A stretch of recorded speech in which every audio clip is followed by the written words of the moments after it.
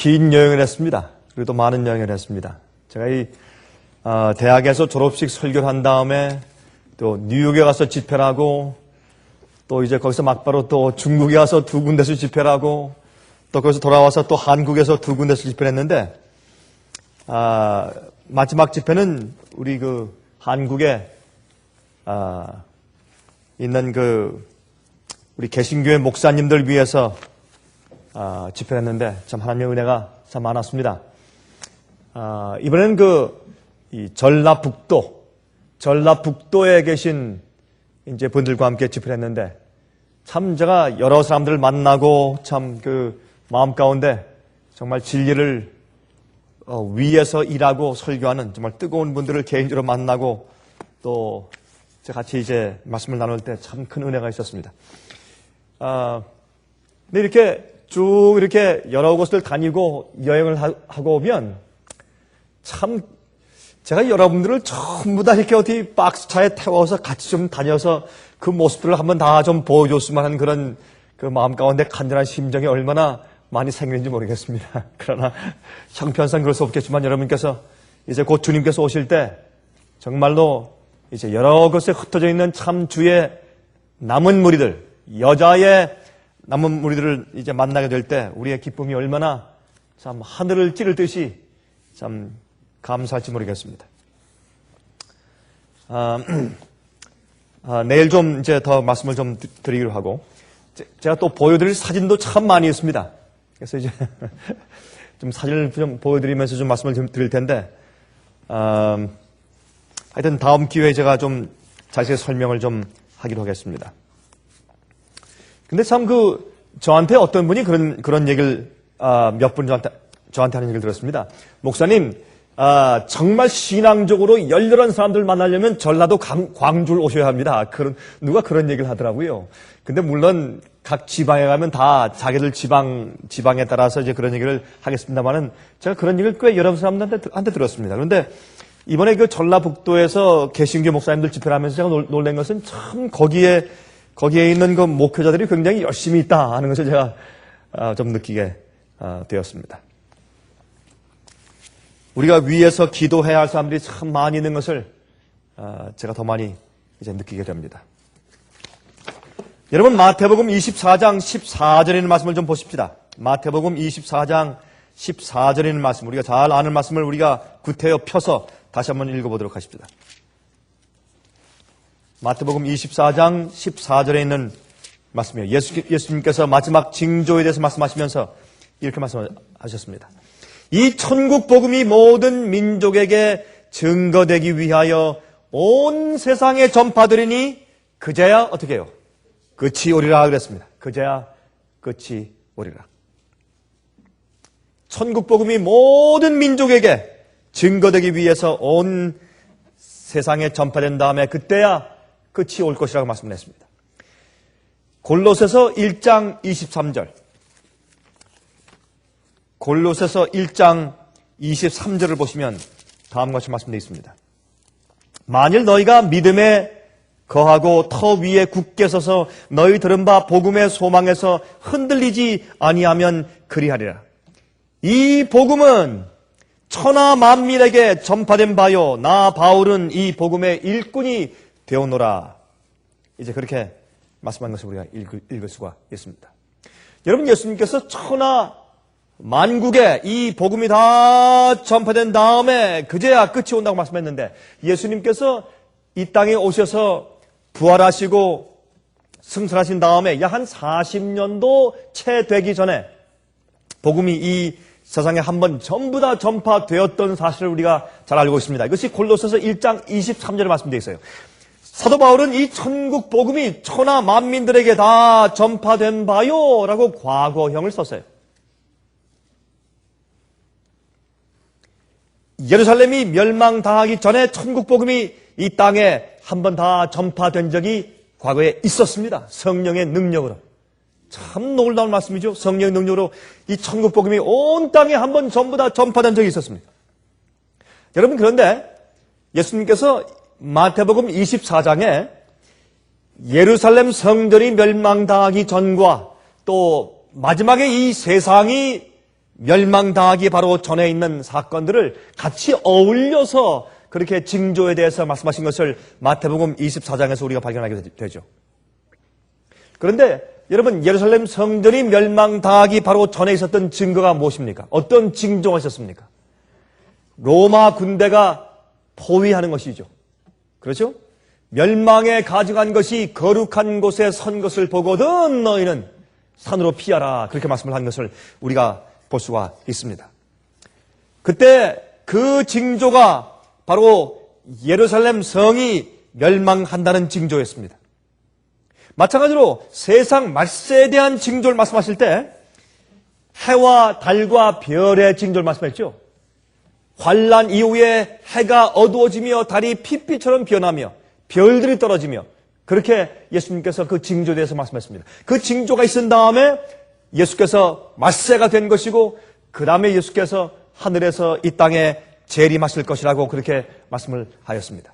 그러므로 예루살렘 전에 있었던 그 멸망의 징조와 또한 마지막 시대에 있던 멸망의 징조, 그런데 마지막 시대에 그 멸망의 징조가 있을 때에 어떤 일이 벌어지느냐 하면 이 온 세상에 천국 복음이 다 전파되는 것입니다. 흥미있는 것은 예루살렘 성전이 멸망당하기 전에 로마 군대가 포위하는 그런 징조가 있을 때 그 즈음에서 이 세상에 천국 복음이 한번 세상에 전부 다 전파되었었단 말입니다. 예수님께서 초림하신 다음에 말씀하신 예루살렘 성전이 멸망하기 전에 천국 복음이 이 세상에 전부 전파된 것처럼 이 세상이 전체로 멸망당하기 전에 세상 이 전체에 천국 복음이 전파되는 일이 있을 것입니다. 자, 우리 사도행전 1장 8절 보십시다. 사도행전 1장 8절을 보시면 다음과 같은 말씀이 있어요.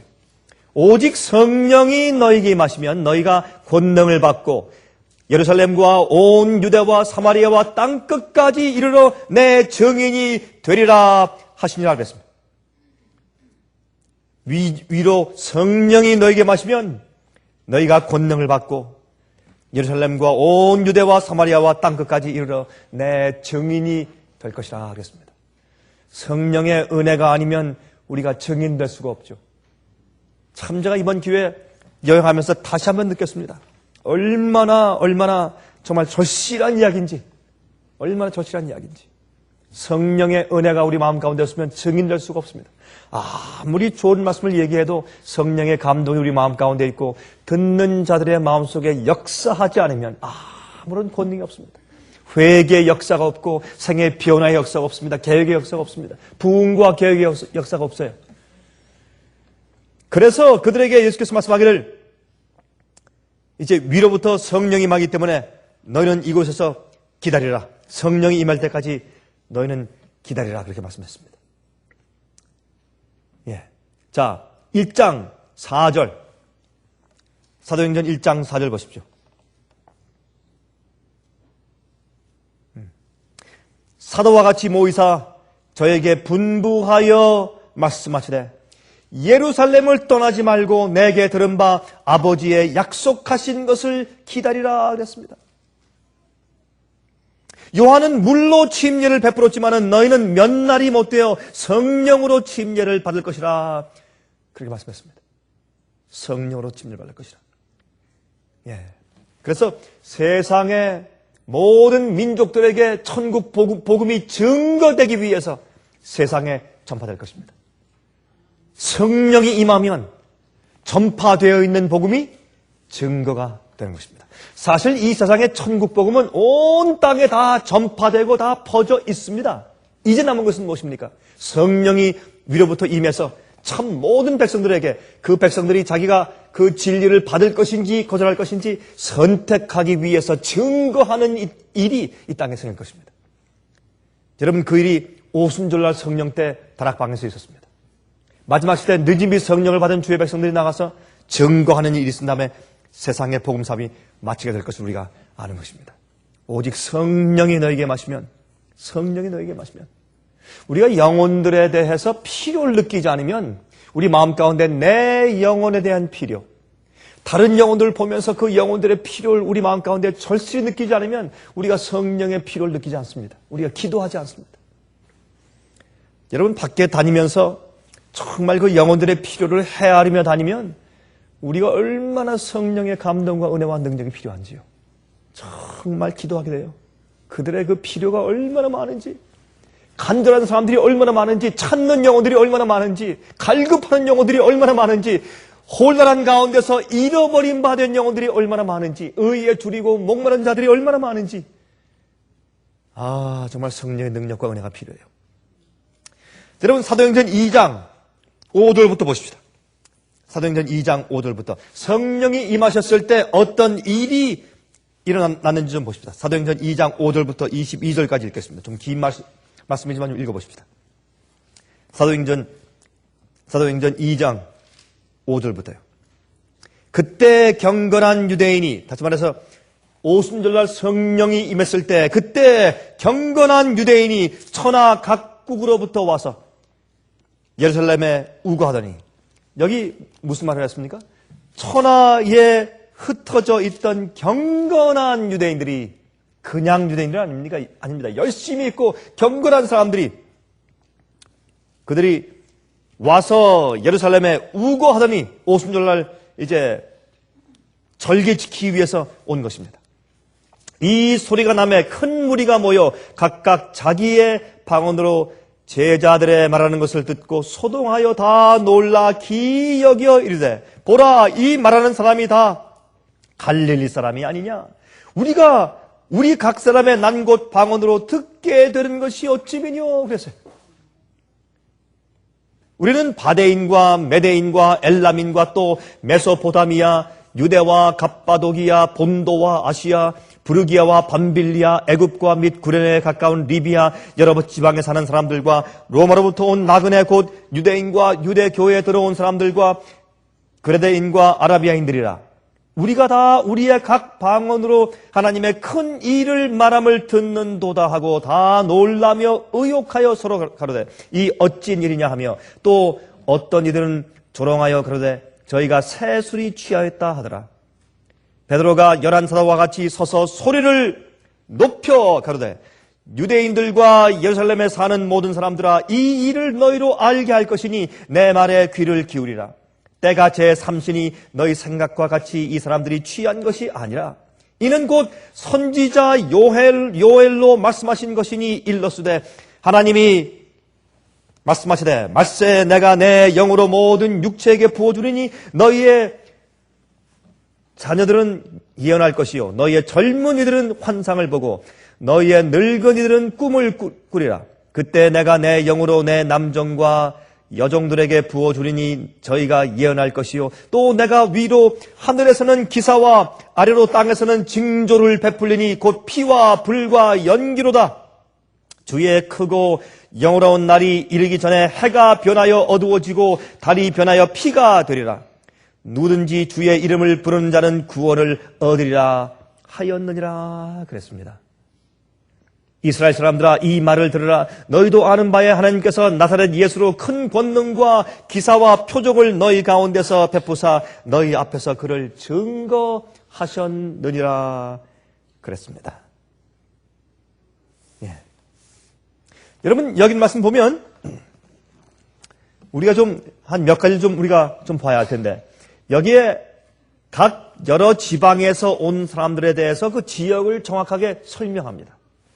여러분, 여기에 있는 지역 보면 예루살렘 그 주위에 있는 로마 서쪽에서부터 저쪽 동쪽 바벨론 지방에서까지 전부 사실은 전 세계 각 지역마다 흩어져 있는 디아스포라, 그 당시에 흩어져서 살고 있는 이민간 유대인들. 여러분, 유대인들은 옛날부터 장사를 참 잘했습니다. 돈을 잘 벌어서요. 그래서 미움을 많이 받죠. 여러분, 돈 잘 버는 부자들은 항상 일반적인 평민들에게 미움을 많이 받습니다. 유대인들은 옛날부터 미움을 많이 받았습니다. 여러분, 구약시대부터 돈을 버는 그 사람들은 특별한 상수 있었기 때문에.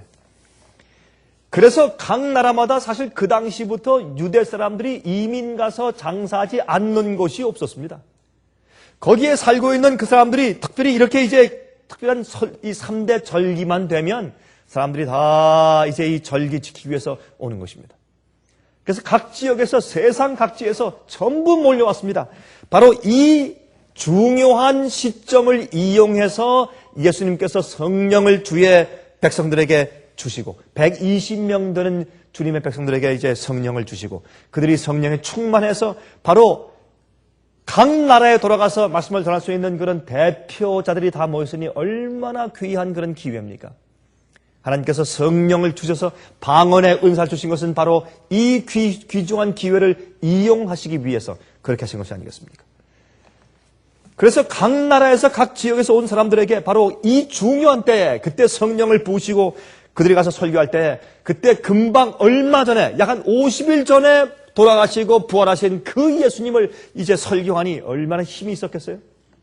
각 흩어졌던 유대인들이 경건한 사람들이 다 모여있는 그 예루살렘에서 성령을 받아서 힘있게 능력있게 외치니 얼마나 효과가 있었겠어요?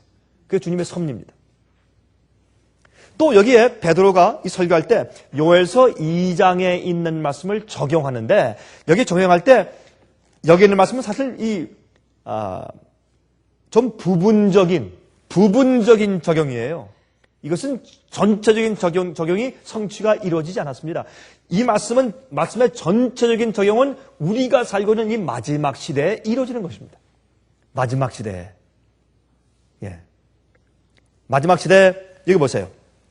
아까 읽었지만 또 내가 위로 하늘에서는 기사와 아래로는 땅에서는 징조를 베풀리니 곧 피와 불과 연기로다. 주의 크고 영원한 날이 이르기 전에 해가 변하여 어두워지고 달이 변하여 피가 될 것이라. 이것은 마지막 시대에 있었던 징조죠. 그렇죠? 이것은 1787년도입니까? 또 1833년도입니까? 미국 동북부에서 있었던 사건들입니다. 그런데 왜 이런가 하면 여러분 사실 이 성경 예언의 성취들은 거의 다 부분적인 것들이었습니다. 노아 홍수를 빼놓고는 사실. 여러분 성경에서 예언 성취 가운데서 가장 놀라운 예언 성취가 무엇입니까? 성경 예언 가운데서 가장 큰 예언 성취가 뭐예요? 예수님의 십자가입니다. 아닙니까? 그렇죠. 예수께서 메시아가 오셔서 우리 인류의 죄를 위해 십자가에 돌아가실 것에 대한 예언이 여러분 성경 예언 가운데 가장 큰 예언이고 가장 놀라운 성취 아닙니까? 그런데 그 예언의 성취가 어떻게 해요? 가장 적은 곳에서 예루살렘 지역에서만 지역적으로 부분적으로 성취되었어요. 그 주위에 있는 모든 세상 사람들은 보지도 못하고 알지도 못한 채 지나가 버렸습니다. 그러므로 이 세상 사람들이 다 알게 예언 성취가 되는 것만은 아닙니다.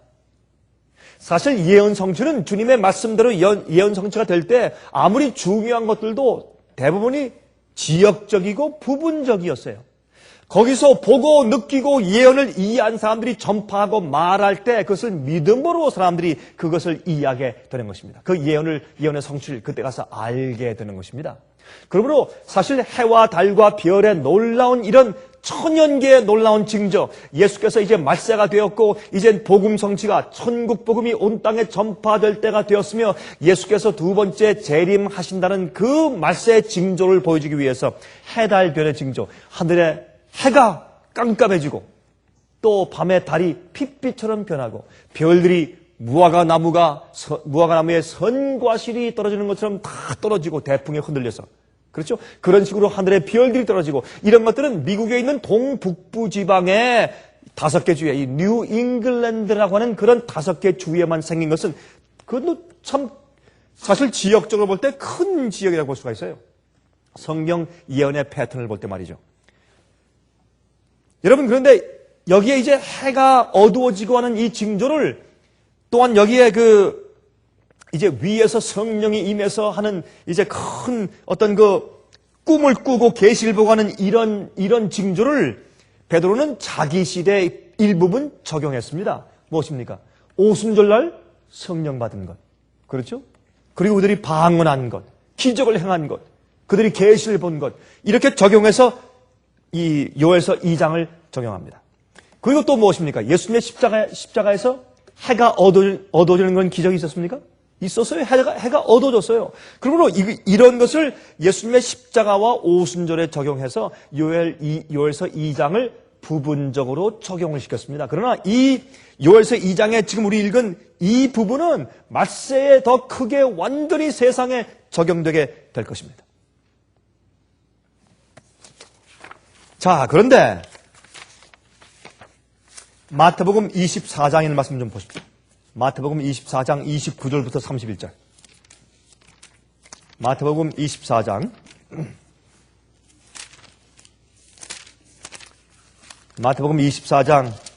29절부터 31절. 예수님께서 하신 말씀이죠. 그날 환란 후에 즉시 해가 어두워지며 달이 빛을 내지 아니하며 별들이 하늘에서 떨어지며 하늘의 권능들이 흔들리리라. 그때 인자의 징조가 하늘에서 보이겠고 그때 땅의 모든 족속들이 통곡하며 그들이 인자가 구름을 타고 능력과 큰 영광으로 오는 것을 보리라 그랬습니다. 저가 큰 나팔소리와 함께 천사들을 보내리니 저희가 그 택하신 자들을 하늘 이 끝에서 저 끝까지 사방에서 모을 것이라 그랬습니다. 그렇죠? 여기 환란 후에, 그날 환란 후에 하는 것은 중세기 때 1260년 동안 교황권의 핍박과 환란을 말하죠. 그 환란 이후에 해가 어두워지고 달이 빛을 내지 않으며 별들이 떨어지는 그런 징조들이 차례대로 있었습니다. 그것을 말하는 것이에요. 예. 그런데 그러므로 사실은 오순절날 이후에 있었던 그런 징조는 그 당시에 아주 부분적으로 적용시키신 것이고 예수님께서는 여기 요엘서에 있는 그 예언을 마지막 시대 환란 이후에 말세 때에 더 크게 이루어질 것을 여기 설명을 하셨습니다. 그러나 정말 예수께서 오시기 바로 직전에 우리가 살고 있는 이 시대에 더 전면적으로 이것이 다시 이루어질 것을 우리가 또 알고 있는 것입니다. 여러분, 오순절날 각 나라에서, 각 지역에서 예루살렘으로 경건한 유대인들이 전부 다 몰려왔죠. 그러니까 각 나라의 대표들로, 각 지방의 대표들로 모여와서 성령의 임하심과 큰 증거를 그들이 듣고 감동을 받고 회개하고 돌아갔단 말입니다. 돌아가서 자기들이 있는 곳에 가서 전파함으로 아주 손쉽게 복음이 온 세상에 전파된 것을 우리가 알고 있습니다. 여러분, 이것이 마지막 시대에 특별히 물론 우리가 앞으로 늦음이 성령을 받으면 이것이 더 큰 그런 입장에서 세상에 전파될 것인데 그것 말고라도 앞으로 여러분 이 말세가 되면서 이것이 또 어떻게 다시 적용되었는가 좀 보세요.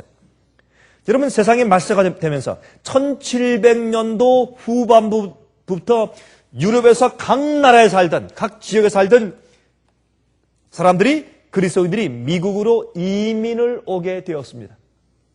나중에 여러분 유럽에서만 왔습니까? 아닙니다. 아프리카, 아시아, 남미, 세계 도처에서 각 종족들을 대표하는 경건한 그리스도인들이 어디로 이민 왔습니까? 미국으로. 옛날 오순절날 세계에 흩어져 있던 경건한 유대인들이 전부 다 대표식으로, 그들은 몰랐지만 주님의 섭리로 전부 다 절기 지키기 위해서 오순절날 예루살렘에 모였을 때 성령이 임했고 그들에게 복음을 전했을 때 그들이 그 복음을 받고 회개하고 돌아가서 세상 곳곳에 복음을 전하는 놀라운 일들이 있었습니다. 그 당시에 예수님의 제자 바돌로면 말이죠. 인도까지 가서 전파했고, 여러분 기록에 보면 중국에 가서 베이징, 북경까지 가서 복음을 전했어요. 놀라운 일입니다. 우리가 몰라서 그렇지. 역사에 보면, 기독교 역사에.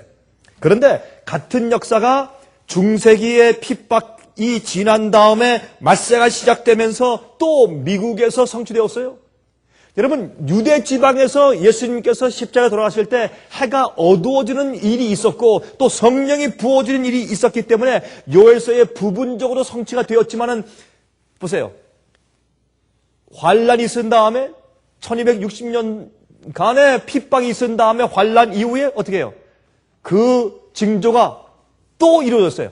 요엘서의 징조가 좀 더 큰 입장에서 이루어졌는데 어떻게 해요? 모든 민족들이 미국으로 이민 왔고 미국에서 해가 어두워지고 달이 피피처럼 변하고 별들이 떨어지고, 여러분 그런 일들이 있었습니까? 없었습니까? 있었죠. 그렇죠? 그 다음에 어떻게 해요? 미국에 와 있는 그리스도인들에게 무슨 운동이? 예수께서 오신다 하는 재림운동이 성령이 임하는 그런 운동이 있었어요.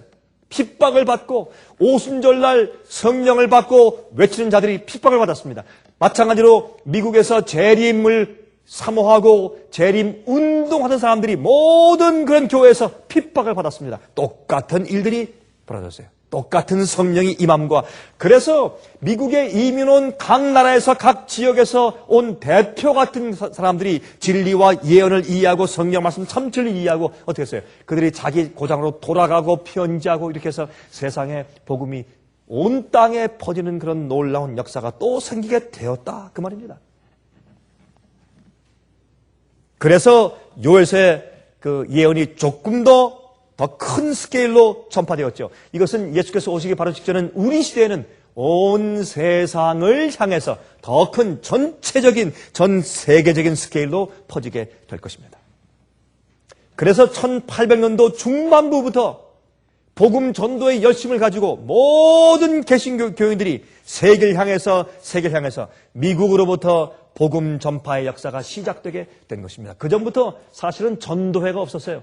그러나 1800년도 중부부터 미국에서 전도하는 일부터 그들이 불이 붙어서 세계를 향해서 복음을 전하기 시작했습니다. 여러분, 콜럼버스가 미국을 발견했죠? 그렇죠? 그런데요, 사실 역사의 이 기록을 보면 콜럼버스 이전에도 미국으로 올 수 있는 백길이 옛날부터 다 알고 있었어요. 유럽에서 미국 오는 백길 다 알고 있었어요.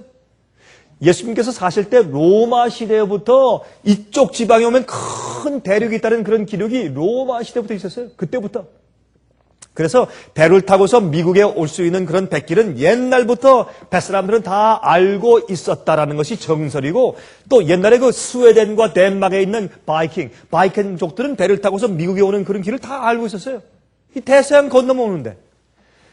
그래서 이것이 그렇게 어려운 일이 사실은 아니었습니다. 그런데 참 흥미있는 것은 하나님께서 말이죠. 미국을 마지막 시대까지 사람들이 와서 살지 않도록 섭리하고 막아두셨다가 미국을 보호해 두셨다가 여기 아메리칸 인디안들만 조금 살도록 하셨다가 중세기의 핍박 시간이 끝난 다음에 이민을 오도록 청교도가 핍박을 피해서 도망오도록 그때 허용하시고 그때 도망와서 미 동북부에 살고 있을 때 거기에서 어떻게 해요? 해와 달과 별의 징조를 주시고 사람들이 놀라서 성경 예언을 공부하게 하시고 때가 되었구나. 성경 예언을 공부하다가 다니엘서를 이해하고 요한계시록을 이해하고 그렇게 해서 그들이 말세가 되었다는 것을 깨닫고 천국 복음을 세상에 전파하는 무리들이 생기게 된 것이라 그 말입니다. 이게 다 주님의 섭리예요. 다 예언의 성취고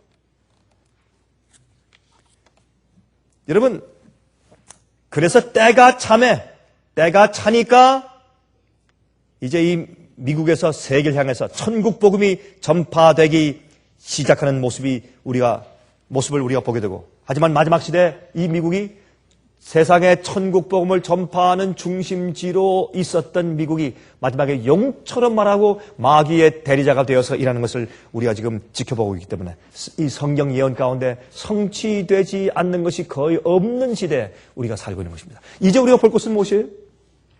요엘서의 예언이 fully 전 세계적으로 성취되는 일을 우리가 보는 것입니다. 요엘서가 예루살렘에서 부분적으로 성취되었고 이제는 미국에서 성취되었고 이젠 전 세계에서 성취되는 그런 일들을 우리가 이제 기대하고 있는 것입니다. 여러분 제가 이 뉴질랜드에 갔을 때 보니까 뉴질랜드의 원주민들은 마오리족이에요. 마오리족. 이 마오리라 마오리.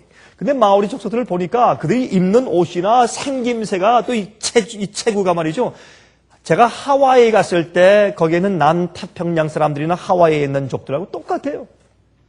하와이에 있는 그 족들이 그 당시에 나침반도 없이 그냥 열린 배를 타고서 돛담배 큰 배를 타고서 항해해서 거기서부터 그 큰 대양을 건너 태평양을 건너 저 밑에 여러분 뉴질랜드까지 와서 그 섬을 발견해서 거기에 이주해 와서 살고 있었던 것이에요. 그것만 봐도 옛날 유럽에서 미국 오는 것은 일도 아니에요. 태평양을 건너가는데 대서양 건너오는 건 일도 아니죠. 미국을 이미 다 알고 발견한 입장에 있었고 또 그들이 백기를 알고 있었는데 주님께서 섭리로 마지막 시대 마지막 이 중세기 환란이 있은 다음에 예언 성취를 위해서 주님께서 이 미국을 섭리로 보호하고 계셨던 사실을 우리가 알고 있는 것입니다. 그래서 말세 요한계시록 12장 17절 보면 용이 여자에게 분노하여 돌아가서 그 여자의 남은 자손 곧 하나님의 계명을 지키며 예수의 증거를 가진 자들로 더불어 싸우려고 바다 모래 위에 서더라. 하나님의 계명을 지키며 예수의 증거를 가지는 백성들, 그런 사람들을 일으키시기 위해서 마지막 시대의 섭리로 이 미국을 보호하고 사람들이 미리 와서 살지 않도록 예언 성취를 위해서 섭리로 막고 계셨던 사실을 우리가 성경 예언 가운데서 알고 있다, 그 말입니다. 또 스바냐서 3장 13절, 구약 성경 스바냐서 3장 13절에 말씀하기를 이스라엘의 남은 자는 악을 행치 아니하며 거짓을 말하지 아니하며 입에 괴유한 혀가 없으며 먹으며 누우나 놀라게 할 자가 없을 것이라 그랬습니다. 여러분, 이것은 14만 4천에 대한 모습과 얼마나 비슷해요? 묘사하고 똑같지 않습니까? 이스라엘의 남은 자는 악을 행치 아니하며 거짓을 말하지 아니하며 입에 괴유한 혀가 없고, 여러분 이사야서 10장과 11장 보시면 그들이 거기엔 서로 상함과 해됨이 없을 것이라고 했어요. 내가 이스라엘의 남은 자들을 모아서 그들을 새롭게 할 때 그곳에는 상함과 해함이 없다. 그게 무슨 말이에요? 여호와를 아는 지식이 바다의 물처럼 세상에 가득할 것이기 때문에 더 이상 상함과 해가 없을 것이라. 계명을 지키는 자들이 다 함께 모여 있는 새하늘과 새 땅에는 해함과 상함이 없습니다. 그렇죠? 남들을 해치 않습니다. 남들을 상하게 하지 않습니다. 말로나 행동으로나 계획적으로 남들을 해치지 않습니다. 왜요? 하나님을 아는 지식이 바닷물처럼 세상에 꽉 차 있으니까. 그게 무엇입니까? 하나님의 계명을 지키며 예수 믿음을 가진 자들입니다. 성도들입니다. 그런 자들을 주님께서 이곳에서 일으키기 위해서 하나님께서 마지막에 이런 섭리로 인도하신 것입니다. 자, 그래서 스바랴서 3장 13절에 있는 이스라엘의 남은 자를 설명하시는데 그 남은 자에 대한 설명이 요한계시록 14장 4절과 5절 가운데 있어요. 이 사람들은 여자로 더불어 더럽히지 아니하고, 이것은 음료죠. 음료의 가르침으로부터 더럽히지 아니하고. 여러분, 교리와 가르침은 무엇입니까? 하나님은 진리예요. 예수께서 말씀하기를 나는 길이요 진리요 생명이라. 하나님이 진리예요. 우리가 진리를 통해서 하나님을 보고 아는 것입니다. 진리를 삐뚤어 알면 안 되는 것입니다. 그러므로 음료가 섞어놓은 포도주는 어떻게 해요? 포도즙이 상하면 술이 돼요. 진리와 부패된 오류가 합쳐져서 바벨론의 오류가 되었습니다. 포도주가 되었습니다. 그것으로 더불어 더럽히지 아니하고 깨끗하게 말씀과 진리를 이해하고 있는 사람들이, 그들이 정절이 있어요. 진리에만 충성하는 정절이 있는 사람들이라고 했어요. 어린 양이 어디로 인도하든지 따라하는 자며, 그들이 자기들의 평판을 잃어버리고 인기를 잃어버리고 돈을 잃어버리고 집을 잃어버리고 어려움과 핍박 가운데 들어갈지라도 성경만으로 진리만으로 살았던 사람들, 이 사람들은 어린 양이 어디로 인도하든지 따라가는 자며 사람 가운데서 구속을 받아 처음 익은 열매로 하나님과 어린 양에게 속한 자들이니 그 입에 거짓말이 없고 흠이 없는 자들이더라. 똑같은 표현이에요. 여러분, 스바냐서 3장 13절에 있는 이스라엘의 남은 자에 대한 그 성품의 표현이 얼마나 똑같은지 모르겠습니다. 여러분, 이사야 4장 3절 4절, 이사야 4장 3절 4절 보시면 시온에 남아있는 자, 예루살렘에 머물러 있는 자, 곧 예루살렘에 있어 생존한 자 중 농명된 모든 사람은 무엇입니까? 이스라엘의 남은 자. 그렇죠? 같은 얘기죠. 시온에 남아있는 자, 예루살렘에 머물러 있는 자. 예수께서 말씀하기를 너희가 위로부터 임하시는 성령의 능력을 받기 위해서 어떻게 하라고요? 예루살렘에 머물러서 기도하라. 여러분, 그런 그 의미를 가지고 말씀하신 것이에요. 오순절 성령의 그런 의미로 말씀된 것입니다. 그래서 여기 보면 시온에 남아있는 자, 정말로 회개하고 경건하게 거룩하게 된 자, 시온에 남아있는 자, 예루살렘에 머물러 있는 자, 곧 예루살렘에 있어서 생존한 자 중 농명된 모든 사람은 거룩하다 칭함을 얻으리니, 거룩한 자들이 하늘의 생명책에 농명되죠. 이름이 기록되죠. 그렇죠?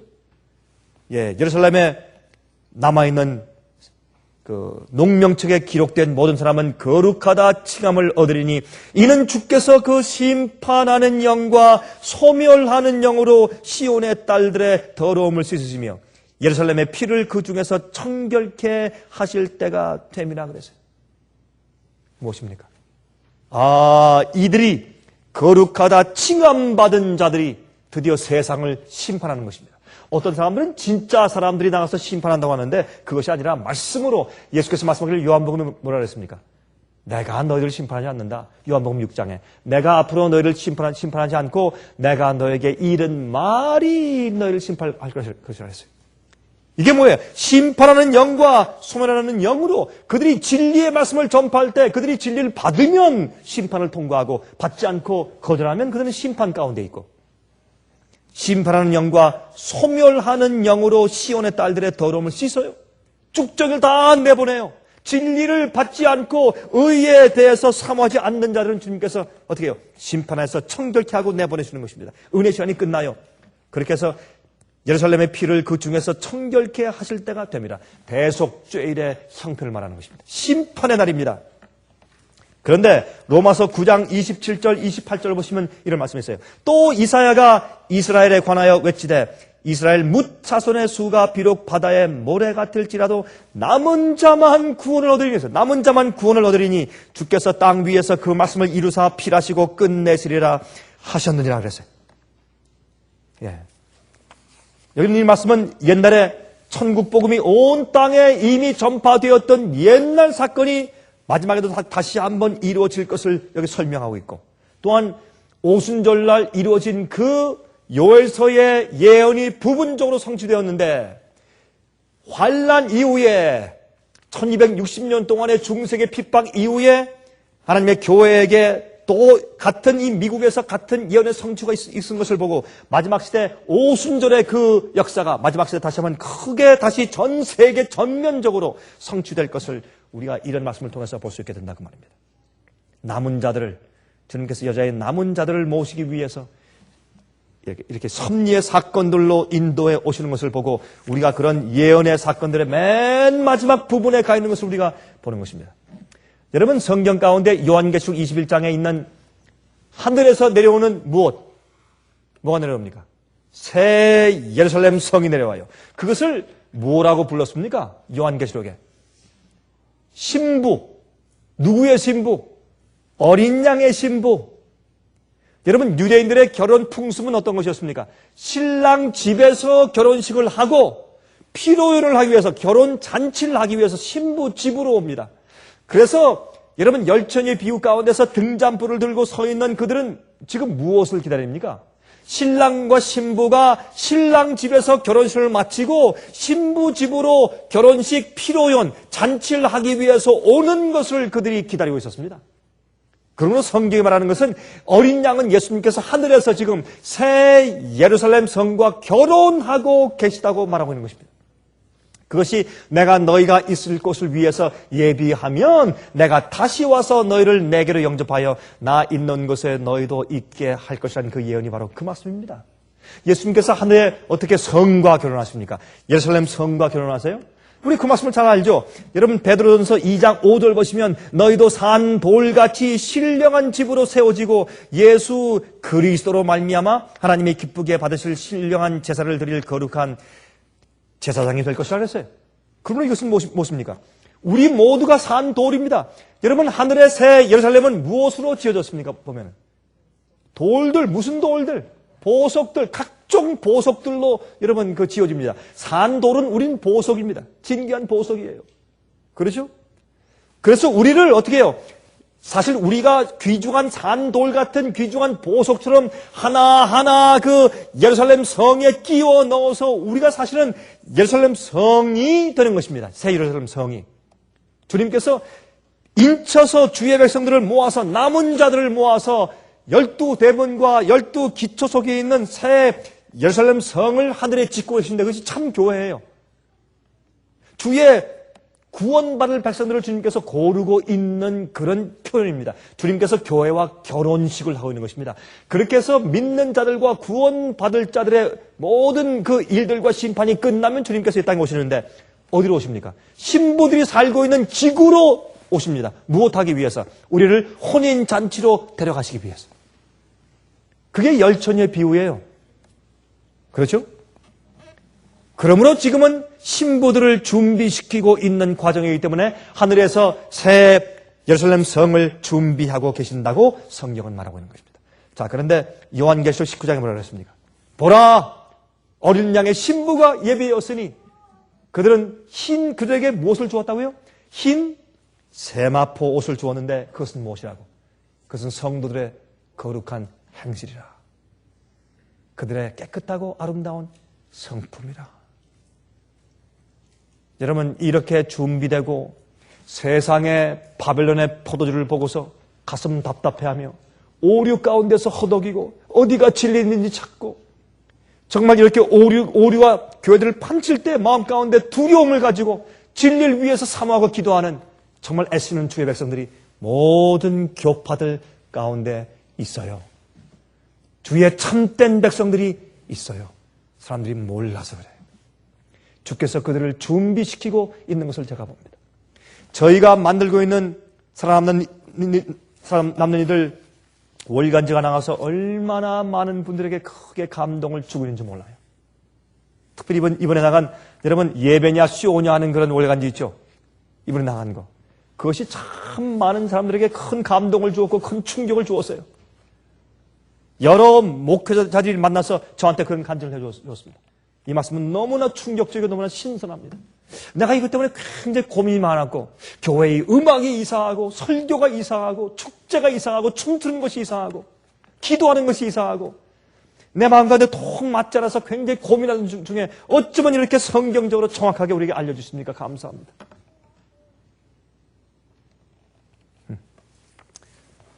여러분, 우리는 산돌입니다. 산돌이에 인치 쓰는 것입니다. 돌들은 귀중하지만 가만히 있어요. 색이기 좋아요. 요즘에 다이아몬드를 파는데 다 그렇게 판대요. 다이아몬드를 살 때 좀 비싼 것들은 그 뒤에다가 이름과 그 산 날짜 전부 다 다이아몬드고 아주 침으로 전부 다 이렇게 이제 그걸 가공해 줄 때 이름을 다 써가지고 준대요. 그래서 다이아몬드는 요즘에 잊어버려도 찾을 가능성이 많대요. 그 뒤에 이름을 다 써서 날짜를 다 써서 그렇게 주니까. 다이아몬드는 가만히 있으니까 그 위에 어떤 이름이나 아니면 그 그림을 색임받기가 쉬워요. 가만히 있으니까 산돌이. 돌이니까. 하지만 여러분 산 개구리에게 한번 그림 그려보십시오. 개구리 등에다 한번 그림 그려보십시오. 폴짝폴짝 뛰니까 안 되는 것입니다.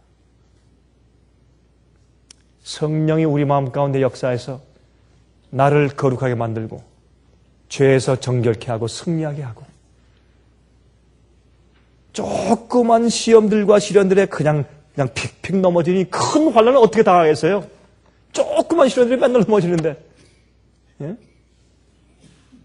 정말 성령께서 우리 마음 가운데 아버지의 이름과 어린 양의 이름과 정말 하늘의 새 예루살렘의 그 형상의 이름을 우리의 마음 가운데 새기셔야 되지 않겠습니까? 그래서 성령께서 우리의 마음과 골수에 주님의 법을 기록하신다고요. 그것이 새 언약이라고요. 이런 일이 생길 때 주의 백성을 통해서 온 세상의 복음을 땅 끝까지 전파하는 일을 하실 것입니다. 여러분, AD 70년도에 예루살렘 성이 멸망하기 전에 주님께서 섭리로 오순절 성령을 주시고 사람들을 그곳에 다 모으시고 그들에게 말씀을 주신 다음에 나가서 다 전파해서 온 세상에 사도 바울이 그렇게 했을지라도 오순절날 성령을 통해서 말씀 받고 나간 사람들이 자기가 있는 곳에 가서 복음을 전파해서 온 세상의 모든 피조물들에게 이 천국 복음이 다 전파되었었다고 한 번 다 전파되었었다고 말했습니다. 이 골로새서 1장을 기록하던 골로새서의 편지하는 이 바울은 AD 6년도 한 7년도 정도에 썼을 것이에요. 그때 이미 천국 복음이 한 번 세상에 전파되었었어요. 그런데 그런 일이 마지막에 미국에서 이루어졌고 또 세상에 이루어지고 있습니다. 이제 모든 민족들에게 증거되기 위해서 주님께서 큰 성령을 우리에게 내실 것입니다. 그 성령은 어떻게 해요? 예루살렘과 유대와 사마리와 땅끝까지. 먼저 어떻게 해요? 우리 마음과 내 가정과 내 교회와 주위와 내 나라와 세계로. 정말 여러분 정말 이 간구하고 정말 성령의 은혜를 구하고 애쓰는 사람들이 참 많아요. 정말 많습니다. 제가 이번에 만난 한 청년이 그랬어요. 목사님, 이 진리, 어떤 진리가 확실한가 내가 이것을 아는 것은 참 중요합니다. 이것은 내가 다니는 학교보다 더 중요하고 내 먹는 음식보다 더 중요하고 내 죽음과 삶의 문제입니다. 이것을 먼저 알아야 되겠습니다. 젊은 청년이 얼마나 귀한 일입니까? 여러분 그런 사람들이 많이 있습니다. 주님께서 마지막에 주의 백성들을 불러내서 성령을 부으시고 조용히 인침받은 사람들 불러서 세상을 뒤집고 복음을 세상에 전파해서 끝내실 때 우리도 그 속에 한 부분이 되기를 제가 간절하게 기도합니다. 하늘에 계신 우리 아버지, 주님의 예언의 성취는 우리가 깊이 이해하면 이해할수록 너무나 분명하고 또 주님의 섭리가 적당한 것을 우리가 이해하게 됩니다. 자비하신 하늘에 계신 아버지시여, 옛날에 주님께서 초림하신 이후에 얼마 되지 않아 세상에 온 만국에 천국 복음을 전파해서 끝마치는 일이 한 번 있었습니다. 주의 말씀을 씨로 뿌리셨습니다. 이제 환난기 이후에 주님께서 그 역사를 다시 재현하시면서 특별히 마지막 시대 주님께서 세상에 천국 복음이 전파되고 증거되기 위해서 역사하는 것을 우리가 분명히 봅니다. 주여 요엘서에 말씀하신 것처럼 해가 어두워지고 달이 핏빛처럼 변하고 별들이 떨어지는 일들이 있었습니다. 다시 한번 이 땅에 그런 일들이 또 생길 것을 우리가 압니다. 주여 마지막 시대에 주의 백성들을 모으시고 이스라엘의 숫자가 바다에 몰아갈지라도 주여 주여 하며 부르짖는 자들의 숫자가 많을지라도 택함받고 남은 자들의 수는 적습니다. 주여 여자의 남은 자손들, 주의 계명을 지키며 예수의 증거를 가진 백성들, 마지막에 천국 복음을 온 땅에 있는 민족들에게 증거하기 위해서 부름받은 백성들이 일어날 때 저희를 기억하여 주시옵소서. 말씀대로 살다가 정말로 그 영광 가운데 저희가 참여할 수 있도록 도와주시고 우리 마음 가운데 주의 성령의 감동이 있어서 죄로부터 더러움에서 우리 마음이 씻고 정결케 되어서 거룩한 백성들 되게 해 주시옵소서.